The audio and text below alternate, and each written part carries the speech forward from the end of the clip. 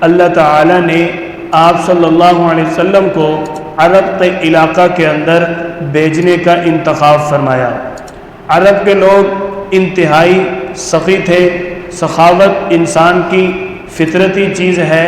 یہ کتنے سخی تھے، اگر کوئی مہمان آتا تو ایک مہمان کی آمد پر اونٹ بکریاں ذبح کر دیتے اس کی مہمان نوازی کے لیے، یعنی سخاوت کے اندر کمال رکھتے تھے۔ اللہ تعالیٰ نے آپ صلی اللہ علیہ وسلم کو عرب کے علاقہ کے اندر بھیجنے کا انتخاب اس لیے بھی فرمایا کہ عرب کے لوگوں کا قوت حافظہ انتہائی مضبوط تھا۔ کتنا حافظہ مضبوط تھا، اگر کسی سے اشعار سنتے ایک ہی بار سن کر 100 اشعار زبانی یاد کرتے اور پڑھ دیتے۔ ان کا حافظہ انتہائی مضبوط تھا۔ اللہ تعالیٰ نے آپ صلی اللہ علیہ وسلم کو عرب کے علاقہ کے اندر اس لیے بھی بھیجنے کا انتخاب فرمایا کہ یہ غیرت کے اندر انتہائی درجہ مقام رکھتے تھے، غیرت ان کے دلوں کے اندر بہت درجہ پائی جاتی تھی۔ اللہ تعالیٰ نے آپ صلی اللہ علیہ وسلم کو عرب کے علاقہ کے اندر بھیجنے کا اس لیے انتخاب فرمایا کہ اہل عرب کی زبان انتہائی عمدہ تھی، ان کی زبان کے اندر فصاحت و بلاغت تھی۔ آپ دیکھیں، فصاحت و بلاغت پر پوری دنیا میں کسی بھی زبان پر اتنی کتابیں نہیں لکھی گئیں جتنی عربی زبان کی فصاحت و بلاغت پر کتابیں لکھی گئی۔ اہل عرب کی زبان فصیح اور بلیغ تھی، جس کی وجہ سے اللہ تعالیٰ نے آپ صلی اللہ علیہ وسلم کو عرب کے علاقہ کے اندر بھیجنے کا انتخاب فرمایا۔ یہ لوگ اہل عرب اگرچہ اعمال کے اندر کمزور تھے لیکن فطرت میں مضبوط تھے۔ دیکھو، اعمال جو ہیں ان کی اصلاح کرنا آسان ہوتی ہے اور فطرت کو بدلنا مشکل ہوتا ہے۔ فطرت کہتے ہیں انسان کی جس چیز کی عادت بن جائے، جو چیز انسان کی خاندانی طبیعت میں چلتی آ رہی ہو، اس کو کہتے ہیں فطرت۔ یہ تو ان کی فطرت کے اندر، اہل عرب کی فطرت کے اندر غیرت تھی، بہادری تھی، نسب کو یاد رکھنا، حسب نسب کی حفاظت کرنا، اپنی زبان اور قوت حافظہ میں اپنے آپ کو محفوظ رکھنا، یہ فطرتی چیزیں تھیں، اہل عرب میں پائی جاتی تھی۔ اللہ تعالیٰ نے اس لیے آپ صلی اللہ علیہ وسلم کو عرب کے علاقہ کے اندر بھیجنے کا انتخاب فرمایا کہ میرا محبوب صلی اللہ علیہ وسلم بہادر بھی ہونا چاہیے، اس کی زبان فصیح اور بلیغ با کمال ہونی چاہیے، قوت حافظہ کے اندر بھی مضبوط ہونا چاہیے، میرا محبوب سخی بھی ہونا چاہیے، اور میرے محبوب کا حسب اور نسب بھی محفوظ رہنا چاہیے۔ یہ تمام چیزیں اللہ تعالیٰ نے اپنے پیارے محبوب صلی اللہ علیہ وسلم کو فطرتاً عطا فرمانی تھی، جس لیے میرے اللہ نے آپ صلی اللہ علیہ وسلم کو عرب کے علاقہ کے اندر بھیجنے کا انتخاب فرمایا۔ آپ صلی اللہ علیہ وسلم کا سلسلہ نسب، اب آپ صلی اللہ علیہ وسلم عرب میں آ گئے۔ آپ صلی اللہ علیہ وسلم اپنے آباء و اجداد کی طرح اپنے سلسلہ نسب کی حفاظت کرتے ہیں۔ اللہ تعالیٰ آپ صلی اللہ علیہ وسلم کے سلسلہ نسب کو پاکیزہ بناتا ہے۔ کتنا پاکیزہ؟ حضرت انس رضی اللہ تعالیٰ عنہ فرماتے ہیں، آپ صلی اللہ علیہ وسلم نے فرمایا، میرا خاندان، میرا حسب نسب سب سے بہترین، سب سے اعلیٰ، اشرف اور افضل ہے۔ میرے خاندان اور نسب جیسی مثال دنیا میں نہیں ہے کہ میرے خاندان اور میرے پورے نسب کے اندر حضرت آدم علیہ السلام سے لے کر مجھ تک آج تک ایک عورت بھی زنا والی نہیں گزری، تمام کی تمام عورتیں نکاح والی ہیں۔ اللہ تعالیٰ نے آپ صلی اللہ علیہ وسلم کو عرب میں بھیجا کہ آپ کا حسب نسب اعلیٰ ہو، یہ لوگ اپنے حسب نسب کی حفاظت کرتے ہیں، تو میرے محبوب کا حسب نسب اعلیٰ ہونا چاہیے۔ آپ صلی اللہ علیہ وسلم کے حسب نسب کے بارے میں ابن عباس رضی اللہ تعالیٰ عنہما فرماتے ہیں، ما بغت امرأۃ النبی قط، کہ آج تک کسی نبی کی ماں نے، کسی نبی کی بیوی نے زنا نہیں کیا۔ یہ انبیاء کا حسب نسب ہے، انبیاء کا نسب نامہ کتنا پاک ہے، سلسلہ نسب کتنا پاکیزہ ہے۔ ابن عباس رضی اللہ تعالی فرما رہے ہیں کبھی کسی عورت نے زنا نہیں کیا۔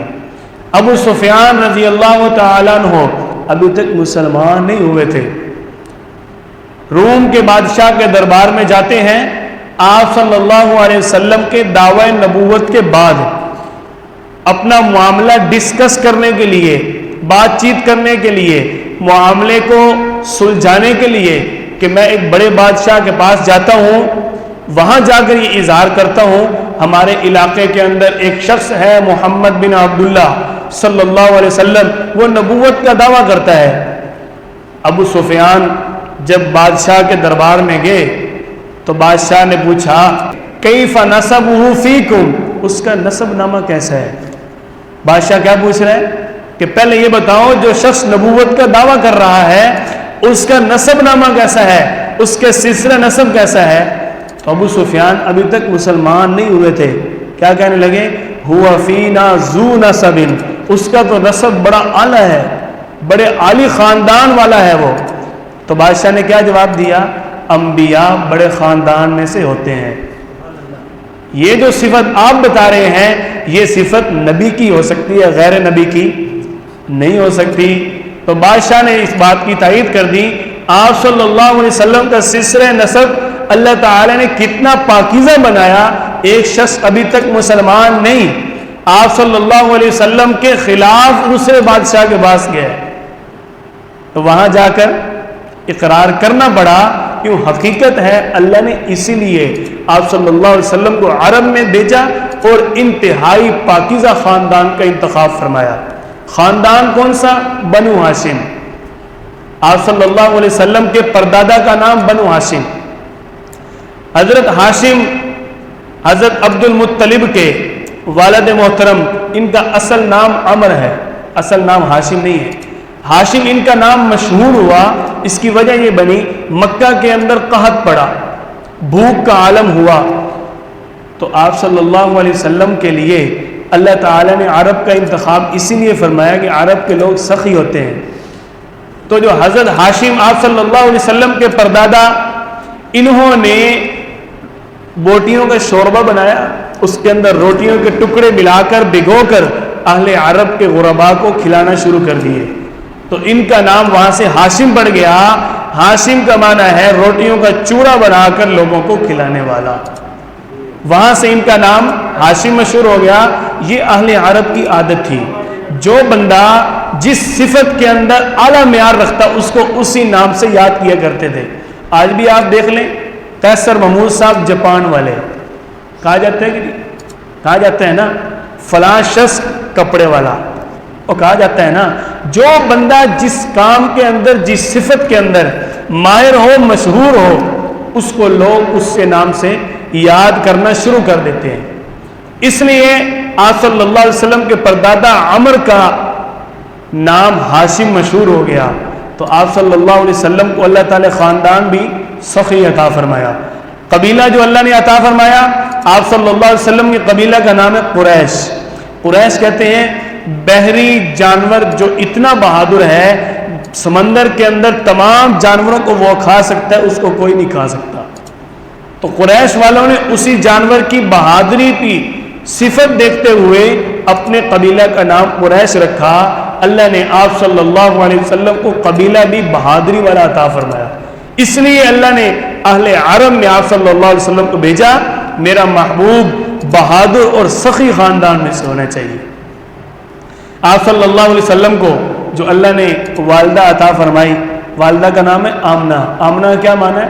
امن والی، محبت والی۔ جو دائی عطا فرمائی حلیمہ، اس کا نام کا معنی ہے حلم اور بردباری والی۔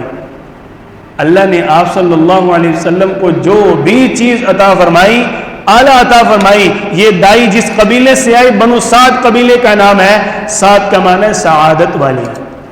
اللہ نے آپ صلی اللہ علیہ وسلم کو ہر چیز اعلیٰ عطا فرمائی۔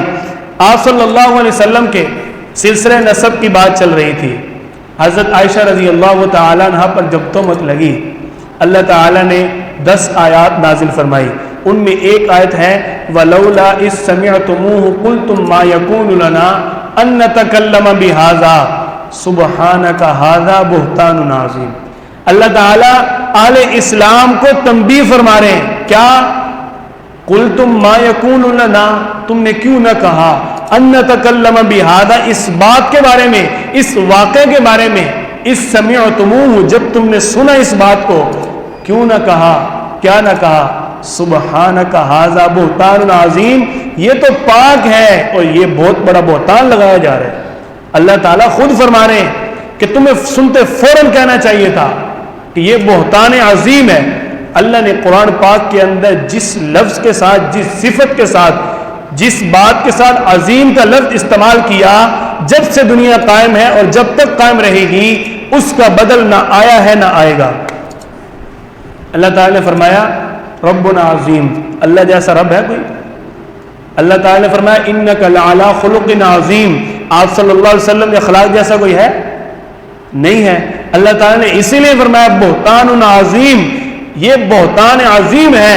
انبیاء کی بیوی اتنی پاکیزہ ہے، اللہ جس نبی کی، ایک نبی کی بیوی کے معاملے میں ایک الزام تہمت برداشت نہیں کرتا، وہ اللہ اپنے نبی کی ماں کے سلسلے نسب کے اندر تہمت والی زنا والی عورت کیسے برداشت کرے گا؟ کیونکہ ماں کا مقام بیوی سے زیادہ ہوتا ہے۔ جب اللہ تعالیٰ نے آپ صلی اللہ علیہ وسلم کی زوجہ محترمہ کے بارے میں ان الفاظ کے بارے میں اعلان فرما دیا تو پھر انبیاء کی جو امہات ہیں ان کا مقام تو بدرجہ اولا سمجھ آتا ہے۔ آپ صلی اللہ علیہ وسلم کے دادا کا نام عبد المطلب، آپ صلی اللہ علیہ وسلم کے نانا کا نام وہب بن عبد مناف، آپ صلی اللہ علیہ وسلم کے والد محترم کا نام حضرت عبداللہ، یہ آپ صلی اللہ علیہ وسلم کی ولادت باسعادت سے قبل کے چند صفات تھیں جو آپ حضرات کے گوش گزار کی۔ انشاءاللہ ثم انشاءاللہ آگے ربیع الاول کے سلسلہ کے ساتھ آپ صلی اللہ علیہ وسلم کی پوری حیات مبارکہ آپ حضرات کو ہر جمعہ کے اندر سلسلہ وار مرحلہ وار پیش کرتے رہیں گے۔ اللہ تعالی ہم سب کو آپ صلی اللہ علیہ وسلم کی سچی اور حقیقی محبت عطا فرمائے۔